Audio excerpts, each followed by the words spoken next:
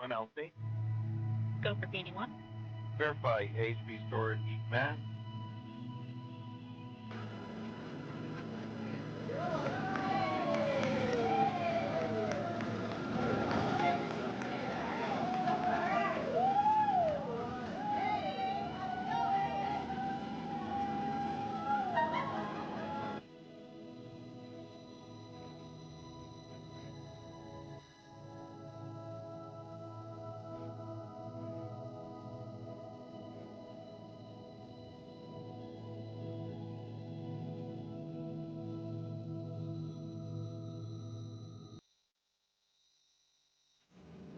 And we all know that when the going gets tough, and it often does, the tough get going.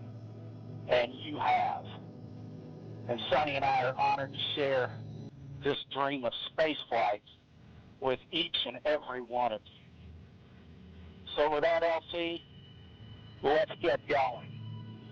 Now let's put some fire in this rocket.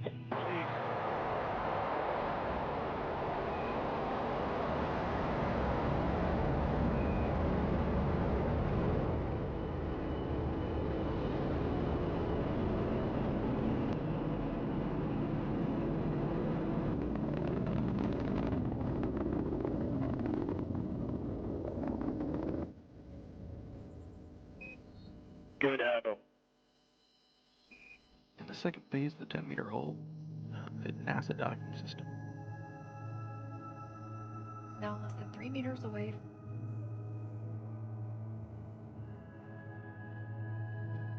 .5 meters.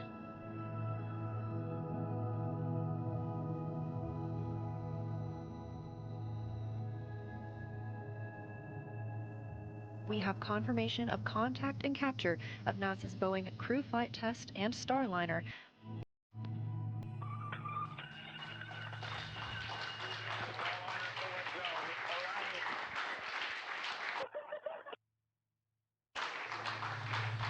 Lots of cheering here in the room, big hugs.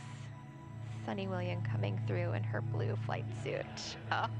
And followed shortly behind by Commander of Starliner, Butch Wilmore, now back on the space station, the third visit for both astronauts and the first crewed flight test of the Starliner spacecraft.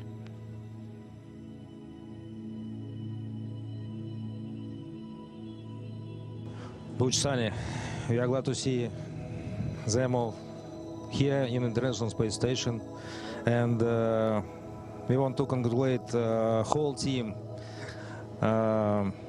in different mission control center for launch, for docking, and of the end, we are very happy. Yes, indeed. Yeah, we are thrilled as well. I'm not sure we could have gotten a better welcome.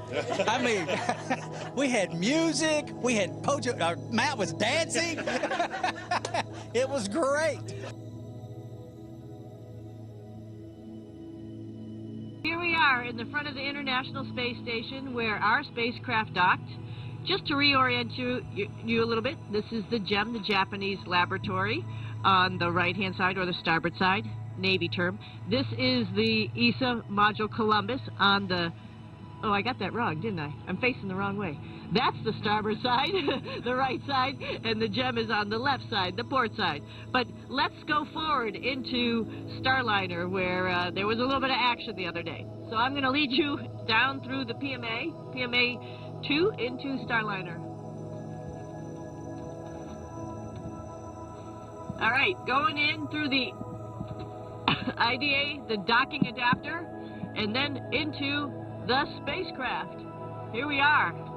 Looks like a lot of bags because there's a lot of packing, and also this big orange thing, which is our ventilation that we get from the space station while we are docked to the space station.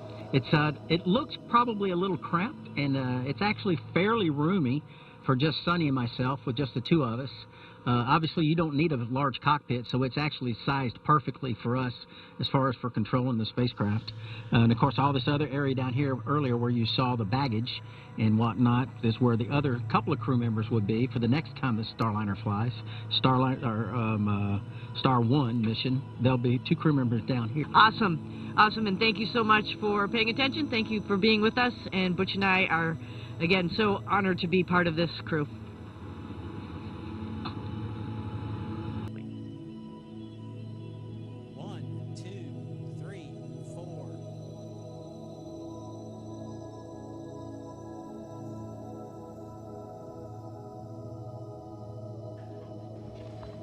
NASA has decided that Butch and Suni will return with Crew 9 next February, and that Starliner will return uncrewed. Associate Administrator Jim Free, Associate Administrator for Space Operations Ken Bowersox. In the vicinity of the landing site, again, this is a view from a little lower than the WB-57. Touchdown.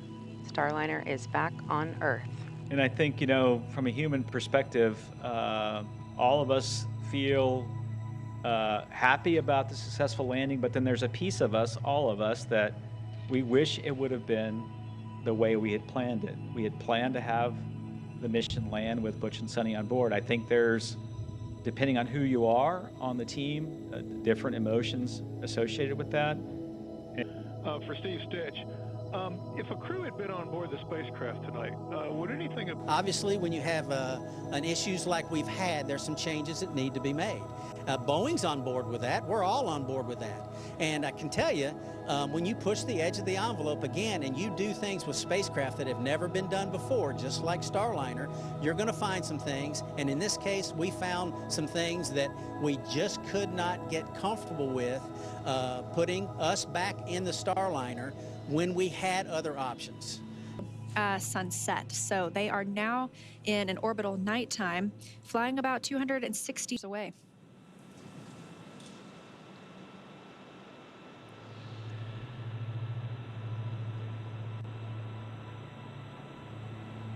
Copy, hatch open.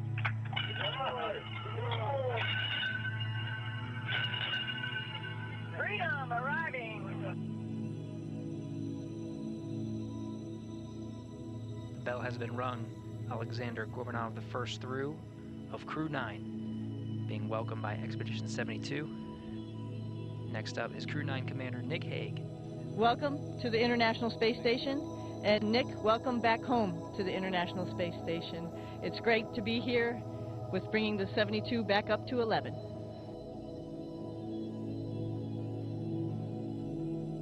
Greetings from the International Space Station. Our crew up here just wanted to say happy Thanksgiving to all our friends and family who are down on Earth and everyone who is supporting us. So we've got a container here of all the things that we're going to enjoy on Thanksgiving. It is a feast.